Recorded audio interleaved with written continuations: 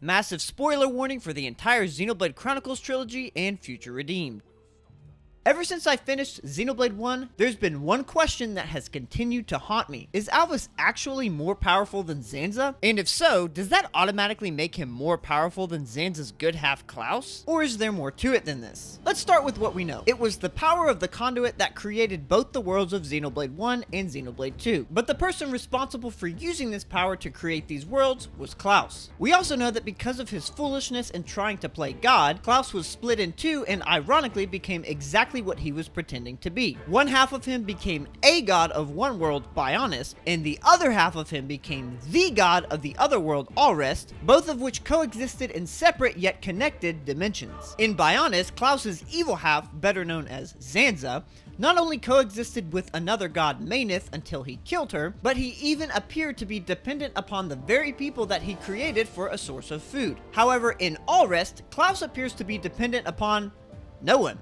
Well, except the conduit. In fact, Numa and Logos, who are both part of arguably the second most powerful thing in the Xenoblade universe, even act as a son and daughter to him. He is credited as their creator, just as everyone else in Alvis, and the final member of the Trinity processor is of course Ontos, better known as Alvis, who, I might add, seems to be completely independent of his world's Klaus, Zanza. If anything, Zanza seems to be lower on the totem pole than Alvis. But how is that possible? Even without the context of Xenoblade 2, Alvis is just a machine, whereas Zanza is a literal god, right? This is where a bit of speculation comes in, but I think it's safe to assume that Alvis is the one who created Bionis. If you remember, Klaus said, Ontos triggered a space-time transition event and disappeared forever. Of course, this theory, that existed even before Future Redeemed came out, claims that when Ontos triggered that event, he created the world of Bionis with the power of the conduit, which Zanza and Mainith then populated. It's even possible that Alvis was the one who made them gods in the first place. So of course, if Alvis is the creator of Bionis and Zanza is merely one of two gods within that world, it would at least appear that Alvis is more powerful than Zanza. But we have to take into account the fact that Alvis used the power of the conduit to create Bionis,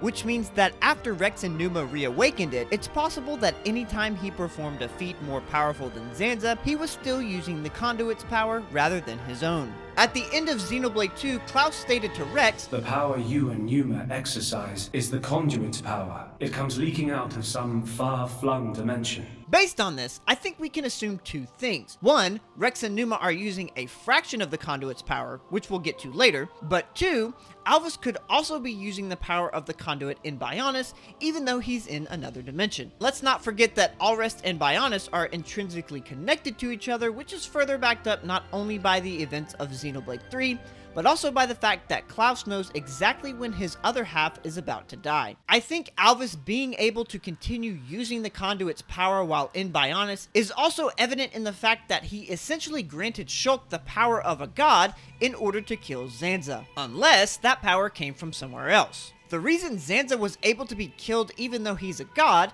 was because, as Alvis puts it, the world is governed by providence, which simply put is defined as divine guidance. It would make sense that this divine entity Alvis is referring to is the conduit, since as far as we know, it's the only thing above both him and Klaus in terms of power. However, what Alvis says next makes me question that notion entirely. I am Monado. I was here at the beginning, and I will proclaim the end. For those of you who don't know, this is a fat reference to a verse in the book of Revelation where the one true God, also known as the most powerful being ever, says, quote, "I am the Alpha and the Omega, the beginning and the end." Not only that, but this phrase also suggests the power of the third Monado that Shulk kills Zanza with actually comes from Alvis. He was referring to himself as a divine entity. Yes, this still could mean that Alvis is drawing the power of the Monado from the conduit just like the third Aegis Sword does in Alrest, but that still doesn't change the fact that Zanza couldn't stop Alvis from granting Shulk the power to kill him. This will be important later on, so keep it in mind, but for now, I think we can conclude that Alvis is more powerful than Zanza from Bionis. However, there's still the issue of Klaus from Alrest. What makes this matchup tough is that not only does it appear that Alvis and Klaus are equal in power because they both used the greater power of the conduit to create their respective worlds, but it also seems like Alrest plays by different rules than Bionis. You see, Klaus is is the top dog in all rest aside from the Conduit itself. He even appears to outrank the members of the Trinity Processor. Except that based on what we've already discussed and what we will discuss in just a bit, it seems that Alvis is on Klaus's power level, when in theory he should be on Numa and Logos's power level. Thankfully, we now have the events of Xenoblade 3 and Future Redeemed to imply that Bionis and Allrest actually don't play by different rules, which can be backed up by the fact that, as Milty80s reminded me of in a comment on this poll that I posted, sorry Logos, Ontos is the arbiter of the 3 members of the Trinity Processor, which means we can assume he's the most powerful of the 3. So that would mean that since Klaus is like a father to Numa and Logos and is more powerful than them, we can assume the same for Ontos, right? Well, if Alvis got his power strictly from the Conduit and performed nothing noteworthy with his own power, then I think we could assume this is the case. The problem with this is that after the events of Xenoblade 1 and 2, we don't know if Alvis, or anyone for that matter, has access to the power of the Conduit anymore. It's entirely possible that when Alvis mentioned at the end of Xenoblade 1 that Bionis had little time left in its current state, that he was aware that the Conduit was about to disappear into some unknown dimension where he couldn't draw power from it anymore in order to grant Shulk the power to create a new world. And if you recall, Rhadamanthus lost power when the Conduit disappeared, and thus its power seems to be completely out of anyone's reach in Bionis or Allrest. But what if, because Origin is built on the foundation of the Trinity Processor, which is used to control the Conduit's power and is thus intrinsically tied to it, Origin is somehow able to mimic a lesser version of the Conduit's power? Of course, this would mean that Alvis could still be using a fraction of the Conduit's power in Future Redeemed, but if he's not using this power, or even if he is using a fraction of it,